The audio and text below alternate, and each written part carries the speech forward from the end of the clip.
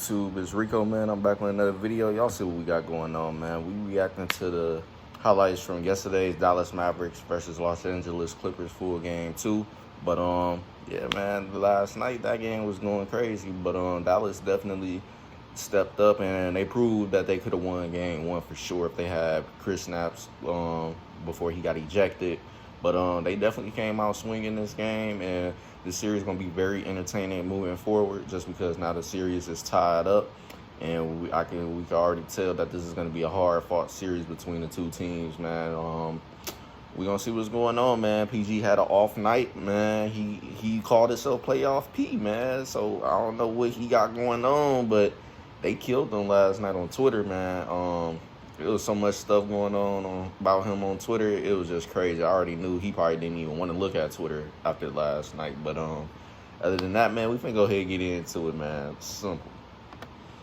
Get this camera record started. All right, it's good. Now let's get this video.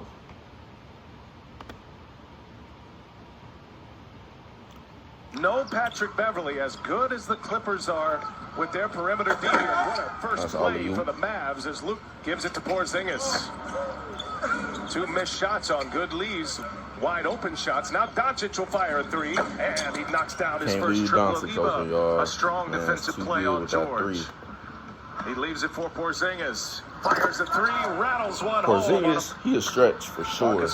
He ain't no regular power forward. Backing down Doncic, little turnaround is good. Sweet stroke for Marcus Morris. As the help come in and draw, because these players are so unselfish. Oh, Porzingis, a free run to the rim. And the rest don't make bad calls. Don't flip me over like that. I'm just saying, everybody's an actor out there.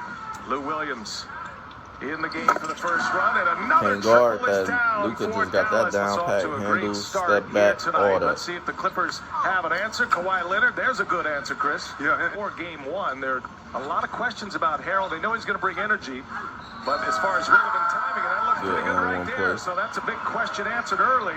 Harold brings the life to the party. He hit his last bucket. Kawhi lost the handle. Burke's got it. Speed dribble. Got Morris to beat. Burke taking him on. Gets the contact. Trey Burke stepped up this game. I think he scored way more than he did the first game. I know he probably had like over 10, I think. Out quickly. Here's Williams now. 3-pointers good. Can't He's been stop in the that. fire for a long time.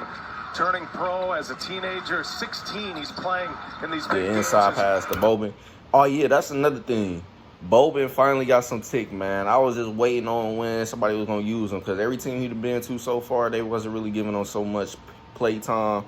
But they definitely see that they going to need him for this series for sure, in any series in the future, man, if they plan to move forward. Because Boban, he got that size, man. That's unguardable right there. He's a demigod right now.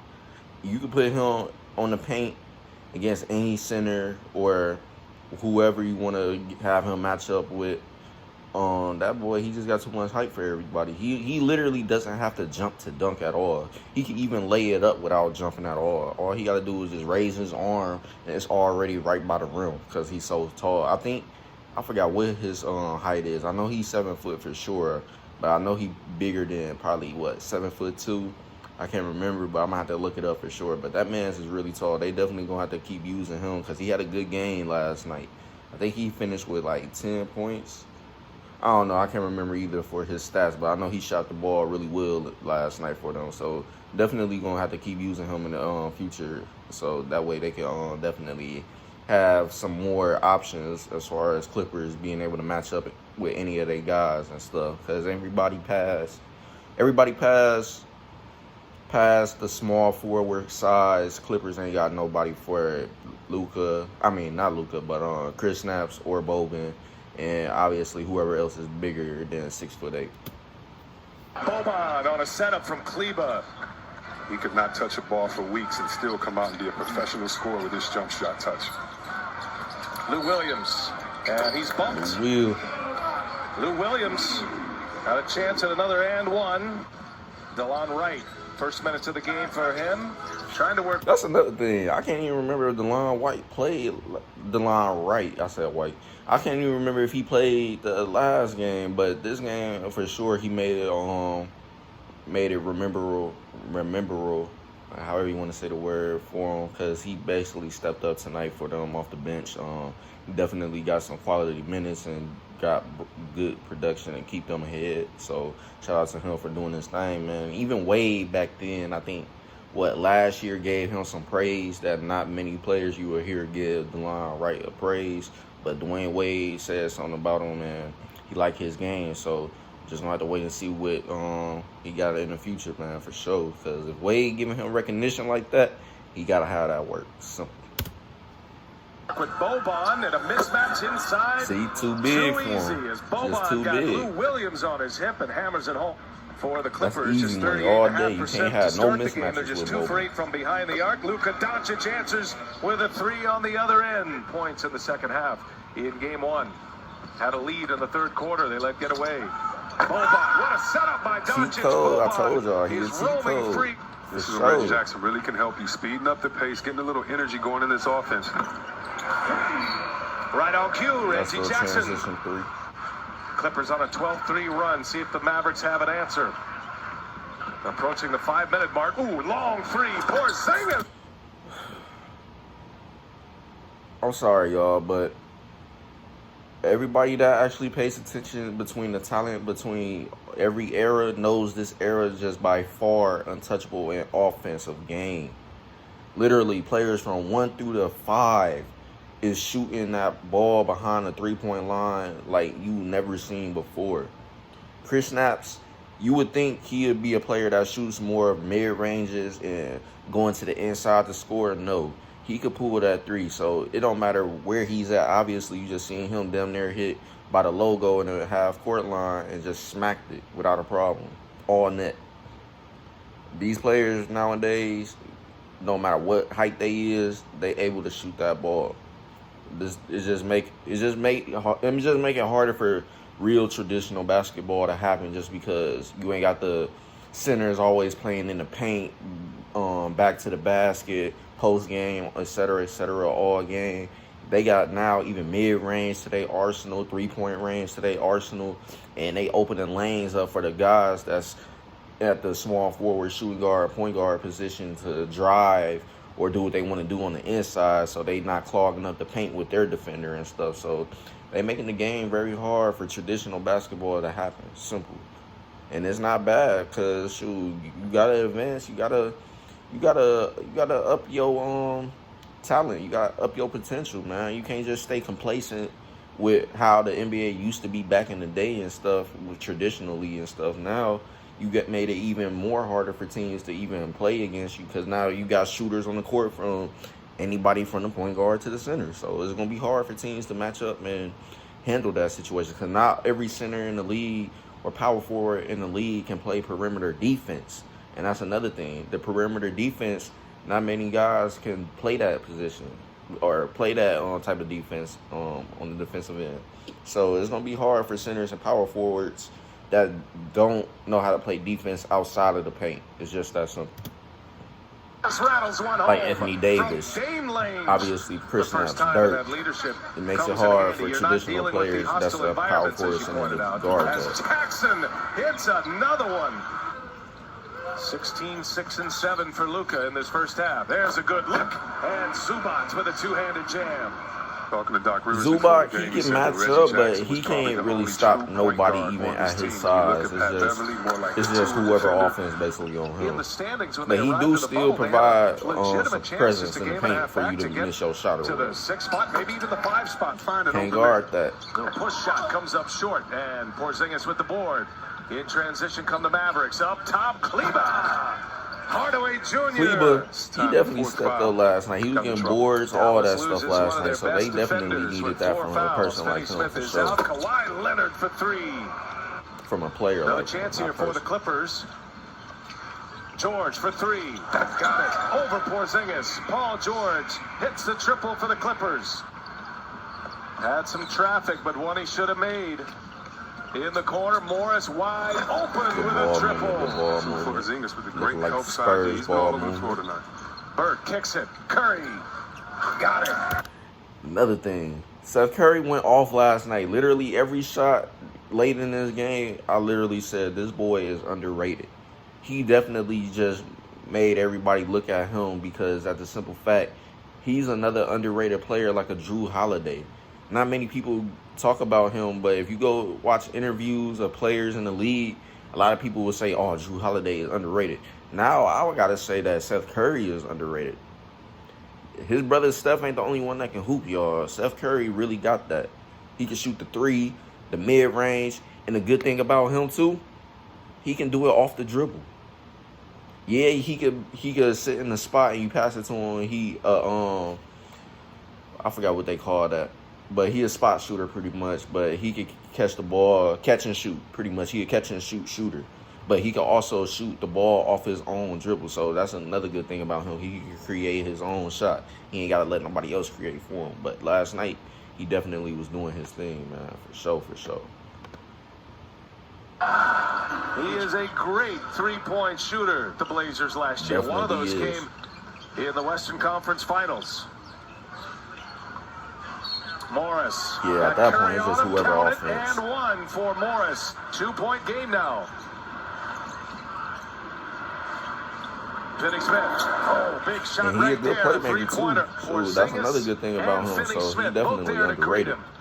Finney Smith, the trailer, passes it up, finds Hardaway for Good three. ball movement. Yes, They had good ball Chance movement at late in the last game, shot. man, for Terrence sure. Mann check in right now on Trey Finney Burke, Smith. yeah, he Here's was hooping Burke this going to the game. rack, and the scoop Should have been is an in. and one right there last maybe night. I coulda got remember a that foul. play, but they He's didn't got call 4 it. fouls.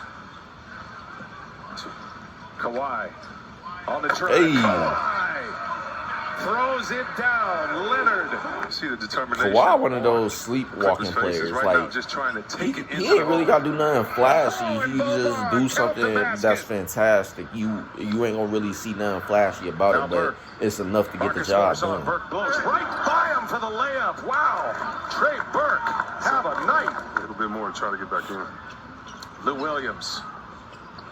He'll pull a three, and he hits it. Yeah, Lou Will, they definitely need He's running a him to little just bit do of what top, he the do, man. three-man For weave that real, gets them without into a little bit him, of their rhythm to let I don't Kawhi see go really one-on-one. much they could Kawhi do working on when they got Cleveland. their The second spin, the minute in the score. game. Like he's when he shot in and out 3 for 14 now. And 1 of 7 from behind the arc. A little scoop by Curry. Good plays. Just See, the and confidence he is can drive, oozing too. right That's now another thing. He can finish with out the the run, Mavericks too. I forgot to say that. George. I'm just not used to seeing the Clippers switch up defenses this many times. Look at that good ball movement, man. How about the passing? The hockey assist to... Hey, I ain't gonna lie. They looking like the Spurs out there, the way they moving that ball, man. Because you see a lot of people doing this and then passing the ball. You seen the Spurs doing that a lot of the times back in the early 2010s, mid-2010s, before Kawhi Leonard left and obviously Tim Duncan and all of them retired and stuff. But they looking like the Spurs with that ball movement for sure. And that ball movement going to help a lot of teams. If you really play good ball movement and not get to the point where somebody got a tree and try to shoot this many amount of shots just to be productive, then you're going to lose that way. But if everybody got trust in each other and confidence in each other, it's gonna be beautiful basketball the whole game. It don't matter what the lead is at or whatever the case is, they're going to get the job done playing that way. Simple. Curry. Of course, as well as the shots is going in. Curry. Yes. Curry. Underrated. Approaching a Very underrated. playoff career high. This matches the largest lead for the Dallas Mavericks. Pouring it on here in the Nice fourth quarter. Little turnaround. turnaround Starting fade. August 15th only on Bleacher Report. Lou Williams all the way to the cup. Scores the easy layup. And Williams, high off the window, gets his own. The putback by Lou Williams. Clippers down 12, 3.5 to go in the fourth. Kawhi. Unguardable. Got it. Sweet Hey, move his from mid-range Kawhi unguardable. Leonard. It don't matter who you Plenty got of time on him, here, he's hitting that George. mid-range Using all the net screen, every if Harrell time. finds himself open, and now Harrell's going to get the offensive foul. Going the other way, Montrezl Harrell.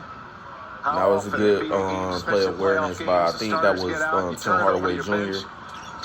Harrell gets the pass from Williams, scores it, and one for Montrezl Harrell. Made Harrell draw the offensive foul, which was a good play at the end because y'all seen Paul George smack that Williams on three. Doncic. He gets by him. Doncic springs free and scores it in the lane. And you can't leave the lane that wide open. Mavericks with trying him to take this one home and even this series. Porzingis knocks down a sweet mid-range as Dallas does have that finishing kick here tonight. No talk about giving up a lead in the postseason this evening as Reggie Jackson hits a runner. Off tomorrow with the rest of the TNT crew. Maybe fish some golf. And that's pretty much the end of the game, y'all. But like I said, last night was an enjoyable game to watch.